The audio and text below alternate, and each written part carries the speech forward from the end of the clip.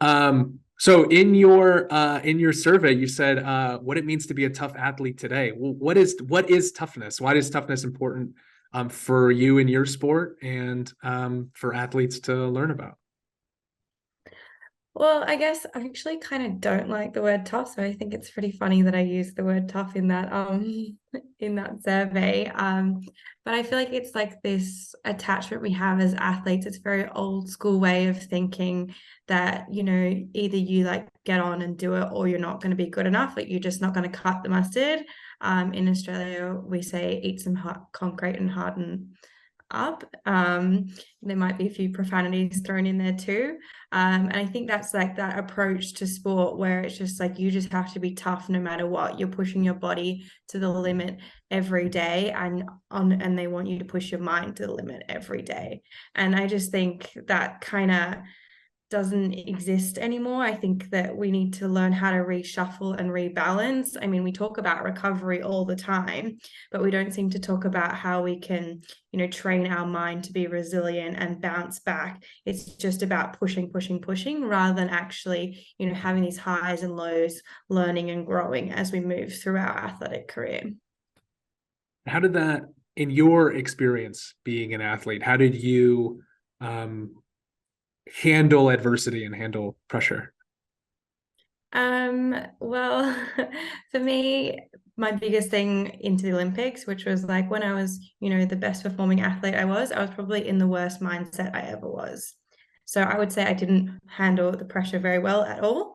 So the closer I got to qualifying for the Olympic Games and I was getting these results, the worse my mental state went down because I kept putting more and more pressure on myself to perform and to uphold that like value of myself and these results. Like I kind of saw myself as, a winner or not. And I lost myself to sport there in terms of if I did well in a competition, I thought I was a good person. And if I didn't do well in a competition, I thought I was a bad person. So then all that pressure came down to every run. I was like, this has to be good. This has to be amazing. I have to get this result. Otherwise, I'm nothing without it. And so it all just became quite insular. I was really in this box. And that's when I started to develop anxiety and panic disorder as an athlete. So I would say he didn't handle the pressure so well, but I did have a sort of psych with us at the time. So I got given these coping techniques to make it through. So I did make it to the Olympic Games. I did get down the run, and that was because of these coping skills, like grounding skills. So we're in a cold climate, so you can grab the snow, hold on really, really tight, feel how cold it is in your hand, feel any sensations, really drag yourself back into the present by focusing on what's happening just in my hand rather than this like turning the thought circle. Am I going to make it down? Am I going to get the result? What are people going to think of me? So really getting away from that brain part and focusing on something physical, because we are athletes, we do like to focus on the physical. It's a great way to do it. Like I couldn't sit there and just meditate. Like I was like, no way. Especially then. Now I think I'm much, much better because I put a lot of time and energy into that space. But then I thought even yoga was hard for like 20 minutes. I was like, I'm going crazy. Like I need to get out of this room. So just really simple techniques to be able to focus back in so that then I could go and, have three things to focus on my run and get the run done, get down that Olympic run and be proud of what I did then. And like, obviously I wasn't in the best mental or physical state, but I did the best of what I could on that day. And that's the most important part of being an athlete. It's not, did you do better than yesterday? Is this the best you could ever do? It's about putting down your performance on any given day, no matter what the externals are. So if your body is no good, like if your mind's no good, it's doing the best you could with what you've got given in that particular moment. You mentioned grabbing snow, like being in the Yeah. moment. I used to say when I was playing, like, be where your feet are. If I was ever nervous or if I was ever stressed, and I would put that pressure on myself, I think that we can all like relate to. I would look down at my feet and feel my feet and just like try to get out of my own head. But I really like pick up something and feel it. Were there other techniques that you were taught at the time that were helpful or that you've learned since leaving your sport that have been helpful? Just simple breathing techniques. I really like the inhale for 3 and then exhale for 4, and then keep expanding your exhale out. We know that brings up the parasympathetic nervous system, which makes you able to be able to concentrate, think clearly, which is really what we want to do when we're performing at that high level. And for us, like ours is under 30 seconds. Like if you're over 30 seconds, you're not in the mix there. So if you're out for 5 seconds, that first 5 seconds, it's over and done. You can't get that back. So it's really being able to focus in as quickly as you can. Another really good one for me, particularly when I was scared as well. When you get that fear and you get like, oh, can I do this? I mean, we backflip. You're like, am I going to land on my head? Am I going to hurt myself? I counted down 3, 2, 1. Very simple, very effective.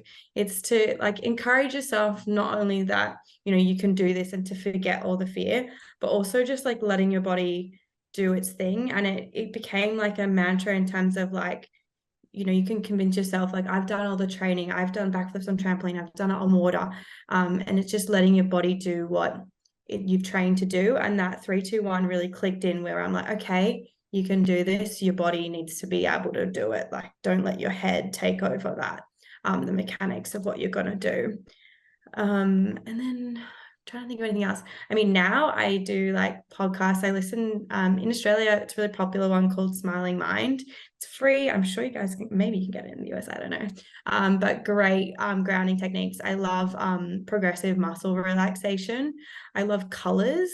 So I like following colors through my body. So you can see like a color swirl and then relax, and then you'll move your color to a different part of your body. You might tense it and then relax, or you might just move it through and slowly relax. But I'm quite a visual person, which I think a lot of athletes are, because you want to be able to see yourself doing something before it happens.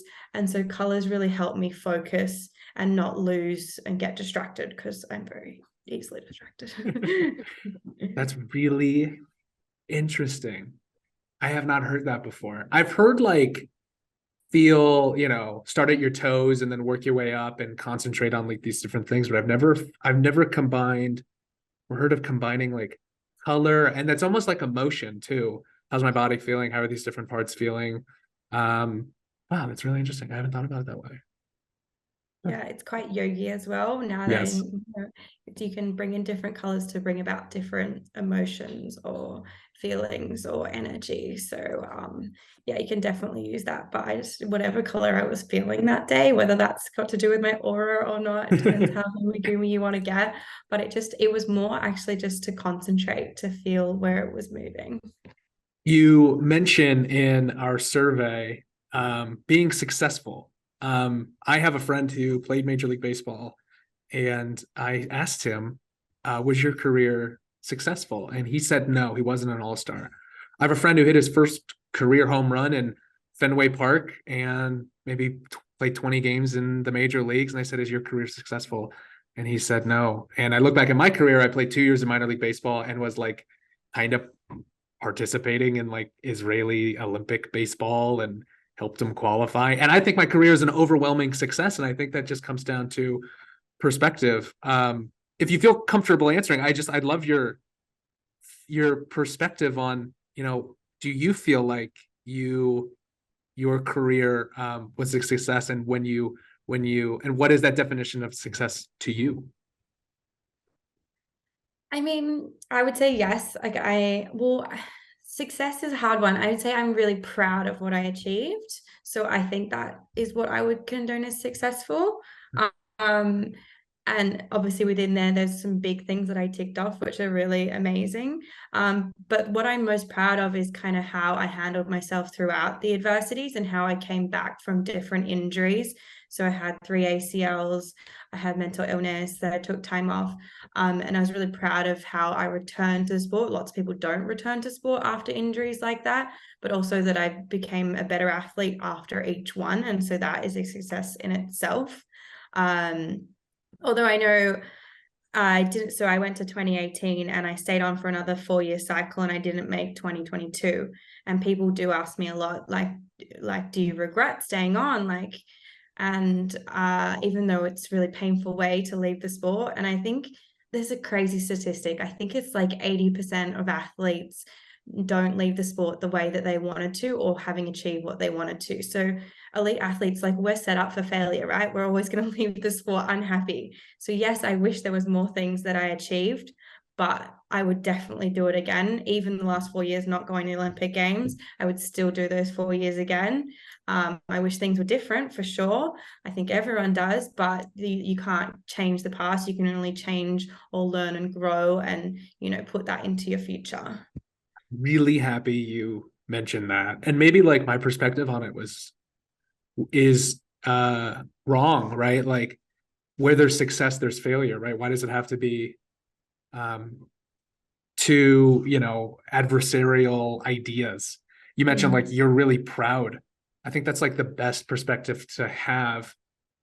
If you look back on your career and you go, well, I was able to accomplish A, B, and C, I'm really proud of those things. Like, yeah, I wish I would have made it to the big leagues. Like, yes, like it would have been amazing to make it to the Olympics, but to like sit back and go, well, look at the amazing experiences I was able to have, and now look at how proud I am of like the things I was able to do. Was in the moment for you, like going to the Olympics, training for another 4 years, was it for you like just caught up in the moment going, well, you know, I'm proud of it and whatever happens, happens, or was it a different sort of mindset for you throughout the entire process? Through the 4 years, like, I was just fighting constantly. I had a bad run, unfortunately, in terms of I got let go from the team after taking mental health leave, so I wasn't supported that way. And then I tore my third ACL. So that was a damn shame too. And I didn't get it recode, so I had ongoing knee stuff continuing in. And then it was also COVID, so we were also dealing with the battles of getting overseas. Can we train? Can we compete? Will I test positive? So I mean, everyone had their own struggles there, but for us, Australia was so strict, so we couldn't come home, we couldn't recover, we couldn't rejuvenate. So it was really difficult to, focus. It was just like day by day, where are my goals? Where am I going to tomorrow? What's next? But obviously when I left the sport not achieving that, it was upsetting, like anything. We encourage people to set goals, and we encourage people to strive high. That's the whole point. Because we want to keep getting better and growing. But if we don't hit that, that's also okay. We need to also be like thankful or grateful for what we did achieve in that journey, because I guess it's all about the process, not about the outcome. How do you wish you were supported differently as an athlete? So many things. The biggest thing I learned was environment, right? So when you get to that end stage, right, where as elite athletes, if we get 1% gain in a day, that's amazing. And we need great coaches around us, for sure. We have all these expertise, for sure. But I think it's really down to the environment that they create.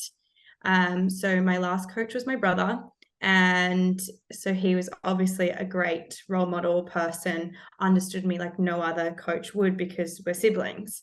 And so he was able to create this really wonderful environment. And another perk to me getting kicked off the team was I was allowed to pick whoever I wanted around me. So I picked sports science, physios, performance coaches, all ones that I handpicked that I just meshed with. Like, your people, right? So I didn't have to stick to the system in terms of like, they provide you with all these amazing people, but maybe things don't click. So that was one advantage to being external, was that I could pick whoever was in my team, and they really matched what I put in. So you felt like if I'm going to put 110%, these coaches are going to match what I'm giving to them. And I really felt like they were putting as much as they could into my journey and that environment and that support. And so that gives you like the trust, I don't know, makes you feel like they've got you, you've got this big net around you. So if something goes wrong, I can turn to this person, I can turn to that person and really get back on track. Because, there's not like this, one coach is not going to tell you some mind-baffling thing that's going to make you get on the podium that day. Like at the end of the day, it's about that constant, reassurance, trusting between all these different people to create like this, beautifully working team. And as an individual, we kind of hang out on our lonesome. And then I had 4 main people in my team that were pretty awesome in that last little bit. It's really like it's so interesting to hear it from like that perspective, right? Like you were able to create your own team. We're not able always to choose who we're around. And I think it's, always so fascinating to hear it from different types of sports and different types of athletes, like what worked for you. As an individual sport athlete, like bring me into going down for a run. Was there a routine that you had? What was it that that you did that made I don't know, I'm scared to death of snow and like going down on a ski, so I don't know what that could be like, but what was the routine that you had? So for competition, is that like, or just any training day, or? Oh, were they different? Yeah, for sure. I mean, well, they try to treat every training run like competition, but you know, we can't run can't be done like that. If we're lucky, you probably get like 10 runs in a day, and that wouldn't be a full run. So our things are kind of broken down. So you want to know what you're focusing on for that day. So it might be jumps, it might be turns, it might be speed, it might be something technical and really slowing something down. It might only be like 10% of the run. So you need to be focusing for 10 seconds and be done. So for me, I listen to music. I lost a friend to a ski accident when I was really young, and that was something I started just to cope at the time. And so I've pretty much never skied without music since then. I listen to like very non-lyrical, just a little beat in the background. So if my head starts going somewhere, sometimes we have friends on the chairlift, sometimes we don't. Lots of people are focusing and doing their own thing on a course. Like we're always on a course with other people. There could be up to like 100 athletes on a course at a time, but there could also be two. So you need to be able to bounce off other people, but also use a lot of that internal, because people are doing their own thing and you need to respect everyone else's space and time. I'm very visual, as I said before, so I love watching other people do things. So at a course, I will stand and watch a lot of other people, particularly ones that I know that I ski like or that I want to ski like. I will choose not to look at the ones you don't want to look like, obviously, just for obvious reasons. But and I like watching, the boys are excellent skiers, but they're just like a step above us in terms of the speed and the pace they go at. So that doesn't really resonate with me most of the time. I like it for jump entries and exits. But the ski technique, I rather watch like the top girls skiing to help me visualize what I'm going to do. But yeah, otherwise it's just really focusing in, is it one for me, no more than three things. Like I said, I'm very distracted, so it really needs to hone in on what those three things are. And then I just kind of push out and go for it. You kind of want to let go of things. So in the start gate, if I am competing, I'll repeat those three things, usually in sections of the run, to my coach. I like talking out loud. I'm very loud and annoying. But I try and stay away from other athletes when I'm doing that. So go to the coach instead. I'll double fist pump. We always have a mouth guard, so put the mouth guard in last. I like to stamp my feet. Lots of people do like a deep squat because we're about to, do squats the whole way down. Make sure they've still got that range. And then yeah, I'll usually do 3 deep breaths to like get in the zone. And if I'm really like hyped up or it's a big competition, on my exhale, I would sometimes repeat like a word to myself.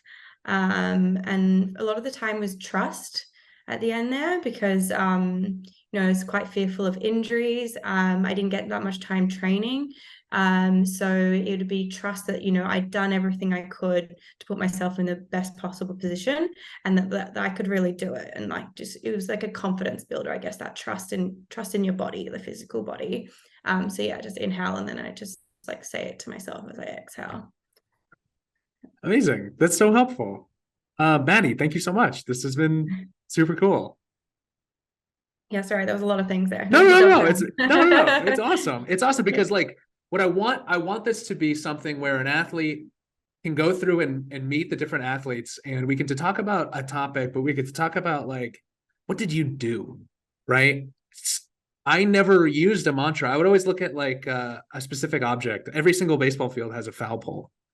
And I would always make sure that whenever I was hitting, I take a deep breath, I'd feel my bat and where I wanted to hit it on the bat, and I would look at the foul pole because I knew it was always going to be there. So those three things for me, I could always control. Mm.